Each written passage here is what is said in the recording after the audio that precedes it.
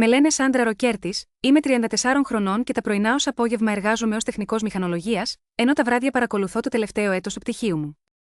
Ζω σε μια μεσαίου μεγέθους πόλη της Μεσοδυτικής Αμερικής, όπου οι μέρες μου ακολουθούν πιστά ένα πρόγραμμα: δουλειά, διάβασμα στην Πανεπιστημιούπολη και γυμναστήριο. Δεν είμαι της επίδειξης. Προτιμώ να σκέφτομαι πριν αντιδράσω, να κρατάω ρουτίνα και σταθερότητα. Ο άντρας μου, ο Λούκας, είναι 31 ετών, παντρεμένοι 5 χρόνια, μαζί σχεδόν 8. Μοιραζόμαστε ένα κλιματιζόμενο διαμέρισμα στην άκρη του κέντρου, τα ονόματά μας στο συμβόλαιο και το ενοίκιο μοιρασμένο. Εγώ πληρώνω όμως τα περισσότερα έξοδα, ασφάλειες, λογαριασμούς ou βγάζω περισσότερα χρήματα. Εκείνος δουλεύει στο μάρκετινγκ μιας τοπικής εταιρείας lifestyle, με πολύ πιο κοινωνικό πρόγραμμα από το δικό μου. Μέχρι πριν 3 μήνες πίστευα ότι το μεγαλύτερο πρόβλημά μας ήταν η διαφορετική πορεία που ονειρευόμασταν. Αυτός ήθελε ταξίδια, δείπνα έξω, νέες εμπειρίες, εγώ ήθελα να τελειώσω τις σπουδές, να ανεβάσω το εισόδημά μου και μετά, από μια στέρεη βάση, να ανοίξουμε επιλογές. Είχα πείσει τον εαυτό μου ότι ήταν απλώς μια προσωρινή τριβή, όχι δομικό πρόβλημα. Η αλλαγή ήρθε ένα ήσυχο βράδυ Τρίτης. Είχα μόλις γυρίσει από το κάμπας γύρω στις 9, όταν το βρήκα καθισμένο στο νησί της κουζίνας με ένα ποτήρι κρασί στο χέρι. Ήταν ακόμη με τη στολή της δουλειάς, αλλά φαινόταν ότι με περίμενε. Πριν προλάβω να βάλω κάτω την τσάντα, το πρόσωπό του είχε ήδη αμυντική έκφραση. Συνάντησα κάποιον άλλον, είπε κοφτά. Σύμφωνα με εκείνον, δεν υπήρξε ποτέ σωματική προδοσία, αλλά συναισθηματική σύνδεση. Ένιωθε επιτέλους, ορατός, ζωντανός. Απέναντι στη δική μου προβλεψιμότητα, η σχέση του με αυτήν φαινόταν σαν ανάσα. Είπε ότι χρειάζεται χώρο να καταλάβει τι πραγματικά θέλει, η ζωή μας ήταν πολύ μικρή, πολύ στερεότυπη. Δεν έχασα την ψυχραιμία μου. Ρώτησα ήρεμα πόσο καιρό το σκεφτόταν. Έκανε ένα ειρωνικό σφύριγμα, μου είπε ότι δεν έχει σημασία, αφού τίποτα δεν έχει συμβεί. Και πρόσθεσε ότι ήμουν πάντα, απορροφημένη, από τα βιβλία και τα spreadsheet μου, κάπως τον είχαμε λύσει. Τον κοίταξα και του είπα: ελπίζω αυτή η γυναίκα να του έδωσε ακριβώς ο μικρομετών ό,τι έψαχνε. Η αντίδρασή του με δίχως φωνή, σαν να μην το περίμενε. Ήταν εκείνη η στιγμή που μέσα μου κάτι ησύχασε. Δεν θύμωσα, δεν ξέσπασα σε δραματικές κραυγές, απλώς έγινε ξεκάθαρο. Για την ιστορία, δεν ήταν ξαφνικό ξέσπασμα.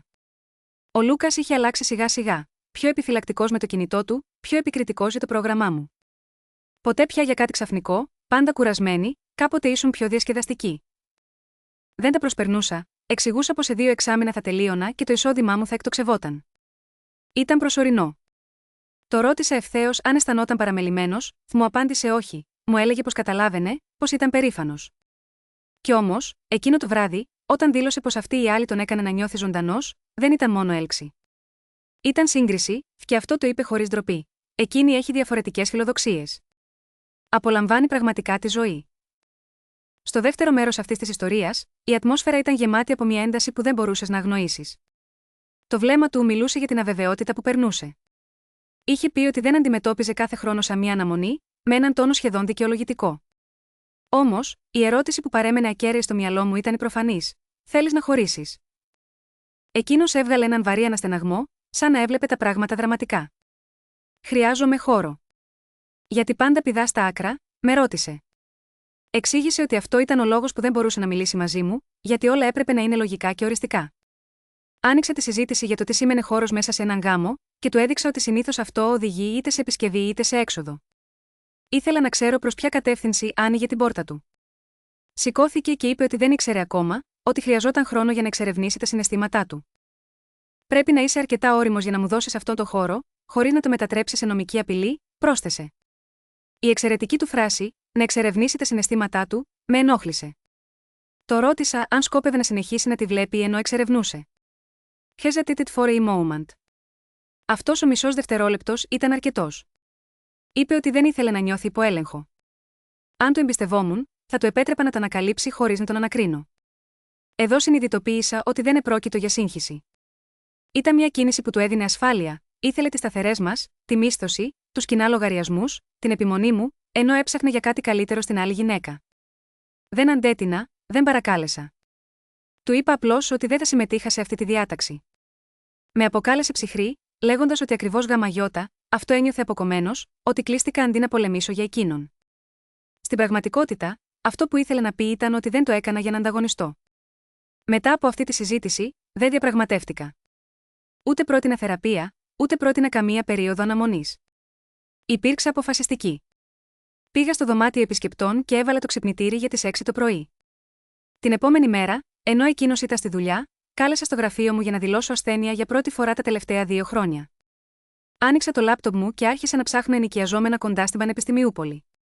Μέχρι το μεσημέρι, είχα προγραμματίσει 2 επισκέψεις για να δω διαμερίσματα. Στις 4 το απόγευμα, υπέγραψα μίσθωση 6 μηνών σε ένα μονό δωμάτιο στα 15 λεπτά από το σπίτι μας. Δεν ήταν κάτι υπερπολιτελές. Μια τρίτη όροφος, με βασικές συσκευές και ουδέτερους τοίχους. Όμως, ήταν καθαρό, διαθέσιμο άμεσα και εντός του προϋπολογισμού μου. Κατέβαλα επιτόπου την προκαταβολή. Στον δρόμο της επιστροφής, κάλεσα μια εταιρεία μεταφορών και κλείσαμε ραντεβού για το επόμενο πρωί. Επέλεξα μια ομάδα που δεν προσφερόταν για πλήρη υπηρεσία, μόνο 2 παιδιά σε ένα φορτηγό για 3 ώρες. Αρκετές για να μεταφέρω το γραφείο μου, τα ρούχα μου, τα βιβλία μου και μερικά έπιπλα που είχα αποκτήσει πριν το γάμο μας. Όταν ο Λούκας γύρισε το βράδυ, καθόμουν στο τραπέζι της κουζίνας με έναν φάκελο. Άφησε την τσάντα του και αμέσως παρατήρησε ότι κάτι ήταν διαφορετικό. Η φωνή μου, μάλλον. «Τι έκανες?» ρώτησε. Του είπα ότι υπέγραψα μια μίσθωση και ότι θα μετακομίσω το επόμενο πρωί. Με κοίταξε σαν να μιλούσα σε άλλη γλώσσα. «Δεν είσαι σοβαρή», του είπα πως ήμουν και του εξήγησα τους όρους της μίσθωσης. Του είπα ότι θα συνέχιζα να πληρώνω το μισό νίκη για όσο διάστημα θα διαρκούσε η μίσθωση ή μέχρι να βρει κάποιον άλλο κατάλληλο να αναλάβει το μερίδιό μου. Είχα υποσχεθεί να μην τον αφήσω ακάλυπτο οικονομικά. Εκείνος χαμογέλασε, αλλά το γέλιο του είχε αιχμές. «Αυτό είναι τρέλα», είπε. Του απάντησα με ψυχραιμία. «Χρειάζομαι χώρο, όχι εγκατάλειψη». Η φράση του έσκυψε τα χαρακτηριστικά. «Είσαι υπερβολική και ανασφαλής», με κατηγόρησε.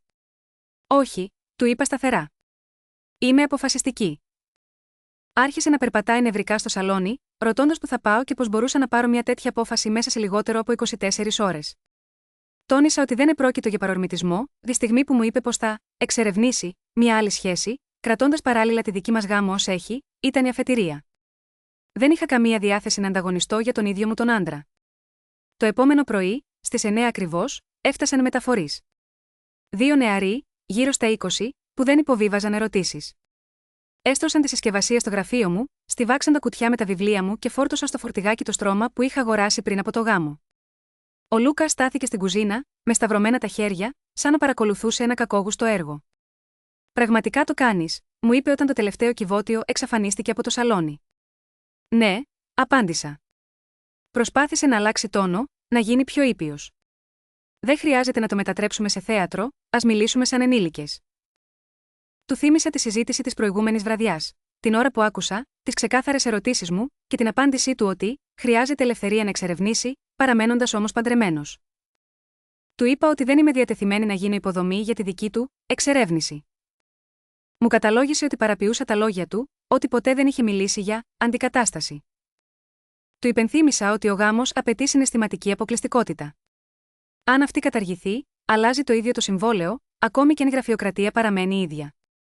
Έφτιασε τη λέξη «συμβόλαιο», είπε πως εγώ πάντοτε μετέτρεπα τα πάντα σε συστήματα και λογική. Ότι η αγάπη είναι ακατάστατη, πολύπλοκη, ζητάει υπομονή.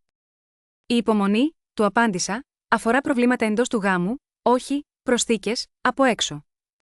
Μέχρι το μεσημέρι, το σπίτι έδειχνε ξένο. Το γραφείο μου είχε εξαφανιστεί. Τα ρούχα μου, τα βιβλία, ακόμα και το ράφι που είχα φτιάξει με τον πατέρα μου χρόνια πριν, όλα είχα μετακομίσει. Ο χώρος φαινόταν ελαφρύτερος, όχι συναισθηματικά, αλλά πρακτικά. Πριν φύγω, πέρασα από το τραπέζι της κουζίνας και του παρουσίασα αναλυτικά την οικονομική συμφωνία. Μισό ενίκιο κάθε μήνα μέχρι να λήξει το συμβόλαιο σε 4 μήνες, κοινή διαίρεση των λογαριασμών. Του έστειλα με email το ενημερωμένο υπολογιστικό φύλλο με τις αυτόματες μεταφορές. Του φάνηκε πως θύχτηκε, τα είχες όλα σχεδιάσει, με κατηγόρησε. Όχι, του ανταπάντησα. Είμαι απλά οργανωμένη. Όταν πήρα τα κλειδιά του αυτοκινήτου μου, τελικά μου έθεσε την ουσιαστική ερώτηση: τι είναι αυτό? Μια δοκιμαστική χωριστή διαβίωση. Όχι, απάντησα και πάγωσα για μια στιγμή, όχι για εντυπωσιασμό, αλλά για να είμαι ακριβής. Αυτό είναι η δική μου απομάκρυνση από μια κατάσταση όπου με αντιμετωπίζουν ως επιλογή. Μου έριξε ένα βλέμμα σαν να περίμενε οργή, λόγους, κάποια έκρηξη που θα επιβεβαίωνε το αφήγημά του ότι είμαι ψυχρή και ακραία. Αντιγαμαγιώτα, αυτό, του ευχήθηκα καλή τύχη. Εύχομαι να βρεις την ηρεμία που αναζητούσες, είπα. Κι έφυγα. Εκείνο το πρώτο βράδυ στο καινούριο μου διαμέρισμα, ανάμεσα σε κουτιά που περίμεναν υπομονετικά να ξετυλιχτούν, δεν έψαξα το κινητό μου. Δεν έστειλα μήνυμα σε εκείνον, δεν κοίταξα τα social media του, δεν ρώτησα κοινούς φίλους. Άνοιξα τον φορητό υπολογιστή και ολοκλήρωσα την εργαστηριακή έκθεση που έπρεπε να παραδώσω πριν από τα μεσάνυχτα. Αν η ζωή μου είχε προοπτική αλλαγής, ήθελα αυτή η αλλαγή να με πάει μπροστά, και όχι να με εγκλωβίσει σε αδιέξοδα. Η πρώτη εβδομάδα στο νέο μου σπίτι κύλησε ήσυχα, χωρίς δράματα και θεατρικές κορυφώσεις, μόνο με μια αίσθηση τάξης και οργάνωσης. Τοποθέτησα το γραφείο μου την πρώτη κιόλας νύχτα, και το πρωί είχε ήδη ρεύμα και ίντερνετ. Μέσα σε 3 μέρες, το μέρος έμοιαζε συνειδητή επιλογή μου και όχι προσωρινό καταφύγιο. Κράτησα με ακρίβεια το παλιό μου πρόγραμμα: δουλειά, γυμναστήριο, μαθήματα, διάβασμα. Τη δεύτερη μέρα, έφτασε ένα μήνυμα από το Λούκας. Μου φαίνεται υπερβολικό όλο αυτό. Θα μπορούσαμε να το είχαμε λύσει διαφορετικά. Απάντησα μία φορά. Το λύσαμε. Δες εδώ το αποτέλεσμα. Πέρασαν ώρες μέχρι να ξαναγράψει. Έστειλε ένα μακροσκελέστερο μήνυμα, γεμάτο μετάνοια και ερμηνείες. Δεν ήθελε να φύγω, νόμιζε πως θα πάλευα περισσότερο, και το ότι αποχώρησα μου απέδειξε ότι δεν τον εκτιμώ αρκετά. Εκείνη η φράση με κέντρισε. Του εξήγησα πως το να παλεύεις για έναν άνθρωπο δεν είναι το ίδιο με τον να ανταγωνίζεσαι. Τις επόμενες μέρες, το ύφος των μηνυμάτων του άλλαξε στα στάδια. Αρχικά απογοήτευση, μετά άμυνα, ύστερα υπενιγμή ενοχής. Πάντα προτιμάς τη δουλειά σου αντί για εμάς, με έκανες να νιώσω μόνος, αν ήσουν πιο παρούσα, τίποτα από όλα αυτά δεν θα συνέβαινε. Δεν μπήκα σε διάλογο σε κάθε σημείο. Απάντησα μόνο μια ακόμα φορά, με αμεσότητα. Αν ένιωθες μόνος, θα μπορούσες να το πεις εξ αρχής. Η επιλογή να εισαχθεί τρίτο πρόσωπο στην εικόνα ήταν δική σου. Εγώ αντέδρασα σε αυτήν την επιλογή. Από εκεί και πέρα, περιορίστηκα αυστηρά σε θέματα λογιστικής φύσης, ενοίκια, λογαριασμοί, διεύθυνση αλληλογραφίας. Όλα τα υπόλοιπα μηνύματα έμειναν αναπάντητα, όχι για να τιμωρήσω, αλλά για να μην επιτρέψω ξανά στο ίδιο παιχνίδι ελέγχου της διαθεσιμότητάς μου. Το δεύτερο Σαββατοκύριακο, μια κοινή μας φίλη με ρώτησε αν όλα ήταν καλά. Φαίνεται πως ο Λούκας έλεγε σε παρέες ότι ήμουν στριμωγμένη με τις σπουδές και αναγκαζόμουν να πάρω απόσταση, σαν να ήταν πρόβλημα άγχους και όχι ένα ξεκάθαρο όριο. Δεν διόρθωσα δημοσίως την αφήγηση. Απλώς απάντησα: το χειριζόμαστε ιδιωτικά. Μέσα στην τρίτη εβδομάδα, τα συναισθηματικά μηνύματα άρχισαν να αραιώνουν. Οι κατηγορίες έπαψαν για μερικές μέρες και εκείνη η σιωπή είχε κάτι από ανασυνταγή. Έμαθα από τρίτους ότι ο Λούκας δημοσίευε βραδιές έξω, κρατώντας ποτήρια με κρασί σε μπαρ, ομαδικά δείπνα, φωτογραφίες με μια γυναίκα που η μισή της φιγούρα ήταν πάντα εκτός κάδρου. Δεν ένιωσα πως χρειαζόμουν επιβεβαίωση. Ο στόχος ποτέ δεν ήταν να του βγάλω λάδι, αλλά να αρνηθώ να συνυπάρξω σε έναν γάμο όπου ο δικός μου ρόλος έμενε σταθερός, ενώ η δική του περιέργεια περιπλανιόταν ελεύθερη. Εγώ, από την άλλη, αύξησα τις ώρες μελέτης μου, υπέβαλα 2 αιτήσεις για πρακτικές άσκησης σχετικές με το πτυχίο μου, ανανέωσα το βιογραφικό μου και έκλεισα ραντεβού με καθηγητές για μεταπτυχιακά σε άλλες πόλεις. Η ζωή προχωρούσε μπροστά, βήμα-βήμα, με ήσυχο ρυθμό και νέα όρια. Μέρα μεσημέρι, όταν η σιωπή που ακολούθησε τη μετακόμισή μου άρχισε να μοιάζει λιγότερο κενή και περισσότερο κοφτερή, κατάλαβα ότι η ηρεμία αυτή δεν ήταν παθητική, με βοηθούσε να εστιάσω. Δεν αντιδρούσα πια στις προκλήσεις του Λούκα, χτίζα μια καινούρια ζωή. Περίπου ένας μήνας μετά την έξοδό μου από το διαμέρισμά μας, το μήνυμα στο κινητό δεν ήρθε αντιγαμαγιώτα. Αυτό, χτύπησε το τηλέφωνο. Ήταν ο Λούκας. Τον άφησα να χτυπήσει 1-2 φορές, πριν απαντήσω. Η φωνή του είχε αλλάξει, λιγότερο απότομη, πιο μετρημένη. Θέλω να συναντηθούμε, να μιλήσουμε, είπε, όχι για το συμβόλαιο, για εμάς. Δεν δέχτηκα αμέσως. Ρώτησα ποιος ήταν ο σκοπός. Θέλω ξεκαθαρίσματα, μου απάντησε. Νιώθω ότι άφησα κάποια πράγματα ανοιχτά, μπορεί να υπερέδρασα. Η διάβγεια, του είπα, δεν απαιτεί αναμονή σε καφέ. Παύση. Μετά, αναφερόμενο σε εκείνη που άρχισε να βλέπει όσο ήμασταν ακόμη μαζί, παραδέχτηκε, δεν βγήκε όπως περίμενα. Ήταν συναρπαστική, αλλά αναξιόπιστη, δεν εμφανιζόταν όταν τη χρειάστηκα. Τον άκουγα αμίλητη, μέχρι που ξεστόμησε τη φράση που επιβεβαίωσε την απόφασή μου. Δεν πίστευα ότι θα έφευγε σιγματάφ, αλήθεια. Αυτό ήταν το παν. Πίστευε ότι θα έμενα, θα παρίστανα ότι παλεύω, θα σήκωνα το βάρος των λογαριασμών και του μισθώματος, όσο εκείνος δοκίμαζε τα συναισθήματά του σαν χόμπι. Δεν έφυγα για να τον τιμωρήσω, του είπα έφυγα γιατί η ζωή μας ήδη είχε διαφορετική ισορροπία. Όταν ρώτησε αν υπάρχει δρόμος επιστροφής, απάντησε ειλικρινά. Πριν δοκιμάσει άλλη σχέση ενώ ήμασταν ακόμα παντρεμένοι, ίσως. Μετά από αυτό, η εμπιστοσύνη παραμόρφωσε το σχήμα της. Προσπάθησε άλλη στρατηγική. Ο γάμος δεν έχει να κάνει με την τελειότητα. Κάνουμε λάθη. Οφείλουμε να δώσουμε μία ευκαιρία σε 5 χρόνια κοινής ζωής. Του ανταπάντησα ότι σέβομαι την προσπάθεια μόνο εφόσον βρίσκεται μέσα στο commitment. Όχι όταν ακολουθήσουν exit plans. Για 20 λεπτά γύρναγαν οι ίδιες κουβέντες, οι ίδιες δικαιολογίες που ήθελαν επιπόλαια σύγχυση, όχι ξεκάθαρη επιλογή. Τελικά, έκλεισα την κουβέντα με τόνο αποφασιστικό. Την άλλη εβδομάδα καταθέτω αίτηση διαζυγίου. Τα χαρτιά θα τα λάβεις μέσω δικηγόρου. Θα τηρήσω τη μίσθωση όσο έχει μέχρι τη λήξη της, και μετά σταματάνε οι κοινοί μας οικονομικοί δεσμοί.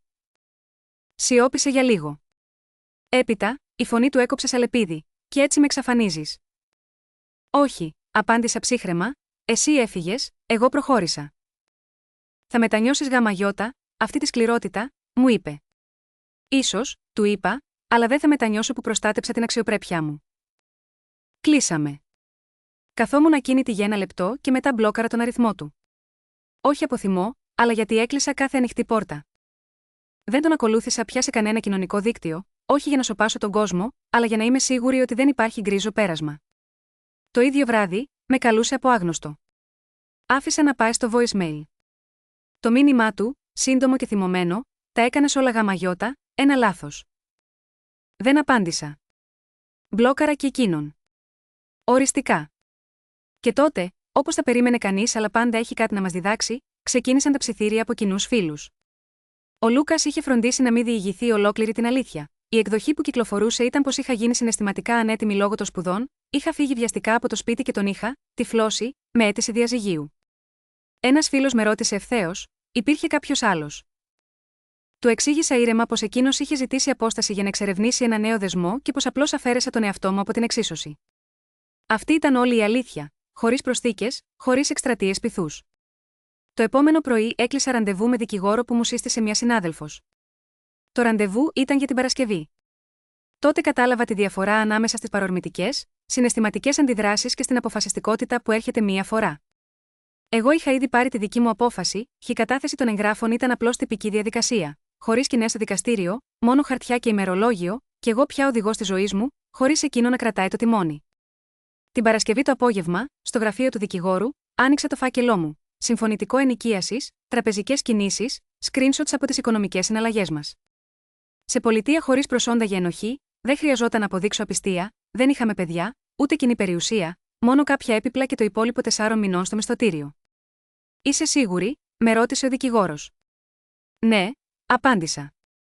Όχι απλώς, συναισθηματικά σίγουρη, αλλά δομικά βέβαιη.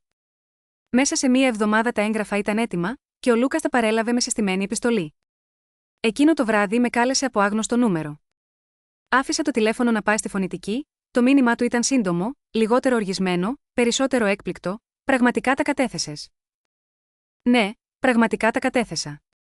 Την επόμενη εβδομάδα δοκίμασε ένα μακροσκελές email. Παραδεχόταν το λάθος του, έλεγε πως η άλλη γυναίκα εξαφανίστηκε, μόλις μπλέχτηκαν τα πράγματα, πως της άρεσε μόνο η έξαψη, όχι οι συνέπειες, «Μου λείπεις», έγραφε και μετά διόρθωνε, «Μου λείπει σταθερότητα». Έμεινα εκεί. Του απάντησα μία φορά, «Εύχομαι να βρεις αυτό που πραγματικά ψάχνεις». Και έκλεισε τη συζήτηση. Στο μεταξύ, γύρω στο δεύτερο μήνα, μου τηλεφώνησε μια από τις εταιρείες όπου είχα κάνει αίτηση. Προσέφεραν αμοιβόμενη πρακτική απευθείας συνδεδεμένη με το πτυχίο μου, σε μια μεγάλη πόλη 3 ώρες μακριά. Μετά την αποφοίτηση, η θέση θα γινόταν μόνιμη, με καλύτερο μισθό από μικρομετών ό,τι έπαιρνα τώρα, ακόμα και πριν τελειώσω τις σπουδές. Αποφάσισα μέσα σε 48 ώρες. Όχι για να το αποδείξω τίποτα ή για να το ξεφύγω, αλλά γιατί η ευκαιρία τέριαζε ακριβώς στην πορεία που είχα ήδη χαράξει. Στο τέλος του εξαμήνου, ενημέρωσα το γραφείο ενοικίασης πως, υπό καμία συνθήκη, δεν θα ανανέωνα το συμβόλαιο. Συνεχίζω να πληρώνω τη μερίδα του λέοντος μέχρι το τελευταίο μήνα όπως συμφωνήσαμε, κάθε μεταφορά, κάθε διαίρεση λογαριασμού, όλα τεκμηριωμένα. Ο Λούκας έκανε μια τελευταία προσπάθεια μέσω κοινού φίλου, υποστήριξε πως έγινα συναλλακτική, σε κάτι που κάποτε ήταν συναισθηματικό. Και έτσι, με καθαρή συνείδηση και σφραγισμένα χαρτιά, έκλεισε ένα κεφάλαιο για να ανοίξει ένα καινούριο. Όταν η φίλη μου με ρώτησε αν υπήρχε πια ίχνος ελπίδας για επανένωση, τώρα που η τρίτη γυναίκα είχε απομακρυνθεί, κράτησε την ψυχραιμία μου.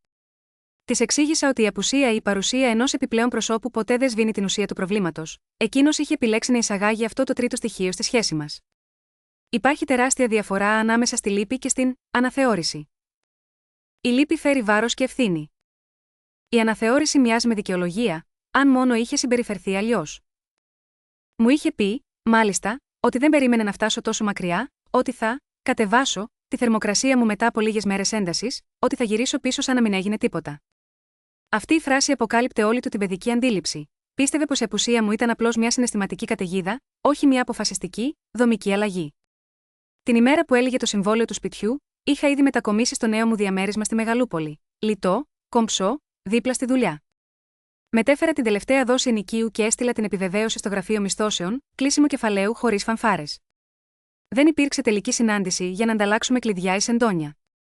Την πρώτη στιγμή που υπέγραψα το νέο συμβόλαιο, είχα ήδη πάρει όσα πραγματικά είχαν αξία για μένα. Τα υπόλοιπα ήταν αντικαταστάσιμα. 6 μήνες μετά «Χρειάζομαι χώρο», τον δικό του χώρο, μπήκε οριστικά το τέλος στο διαζύγιό μας.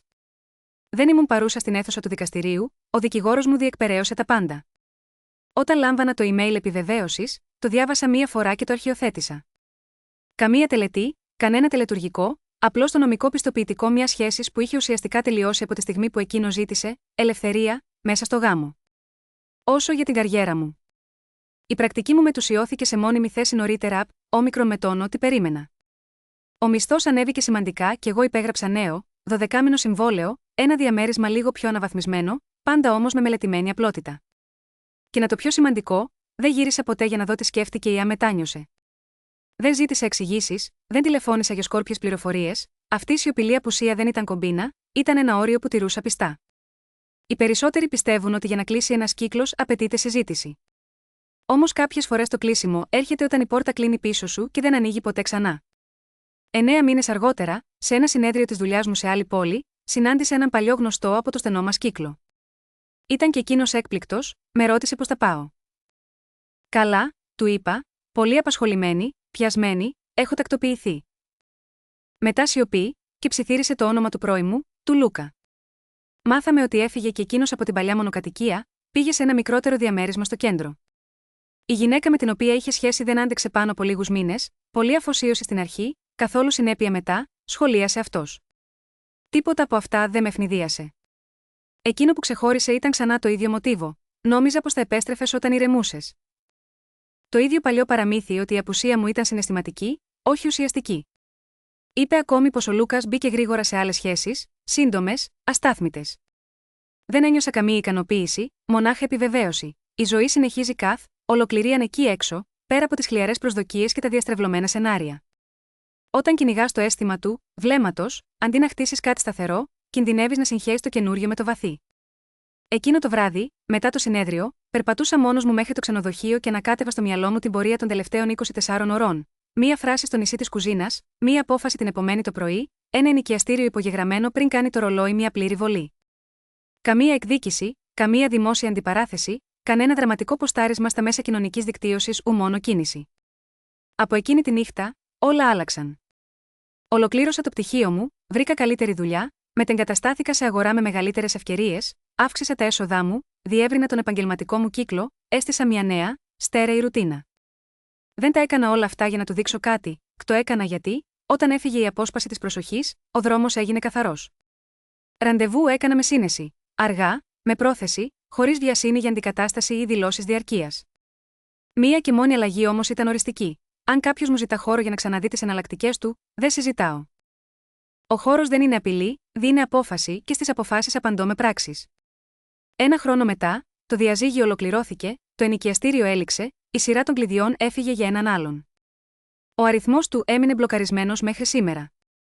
Καμία τελική συγγνώμη, καμία δραματική προσπάθεια επαναπροσέγγισης, κανένα δημόσιο ξεφτέριασμα, ο μόνο σιωπή. Μια σιωπή που του αποκάλυψε κάτι απρόσμενο, δεν αντέδρασα συναισθηματικά, ανασυντάχθηκα δομικά.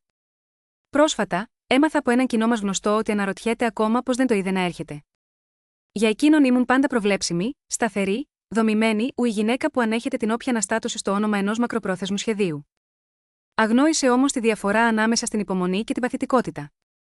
Είμαι υπομονετική στην ανάπτυξη, όχι όμως παθητική απέναντι στην έλλειψη σεβασμού. Όταν λοιπόν μου είπε πως ήθελε χώρο να εξερευνήσει μια άλλη σύνδεση, περίμετε ότι θα έμπαινα σε κουβέντες, συγκρίσεις, διαπραγματεύσεις. Εγώ όμως αποφάσισα την επόμενη κιόλας μέρα να αποσυρθώ. Τελείωσα τις σπουδές μου, μετεγκαταστάθηκα, έστησα τη ζωή μου ξανά, χωρίς εκδικητικά post, χωρίς ενιγματικές αναρτήσεις, χωρίς δημόσιες καταρρεύσεις σου μονάχα απουσία, εκείνη η σιωπηλή. Και σίγμα, αυτό ακριβώς θα ήθελα να σταθώ. Δεν χρειάζεται να συντρίψεις κάποιον για να προστατεύσεις τον εαυτό σου. Δεν χρειάζεται να φωνάξεις για να τονίσεις ένα σημείο. Μερικές φορές η πιο ξεκάθαρη αντίδραση είναι να ευθυγραμμιστείς. Εκείνος ήθελε χώρο. Τον έδωσα πλήρως. Εκείνος ήθελε να νιώσει ξανά ζωντανός. Εγώ επέλεξα να νιώθω σταθερή. Και όταν τα χαρτιά υπεγράφησαν και η ζωή μου προχώρησε δίχως διακοπή, αποκαλύφθηκε το κλείσιμο που δεν πρόλαβε ποτέ να φανταστεί, όχι επειδή τον τιμώρησα, αλλά επειδή έφυγα καθαρά.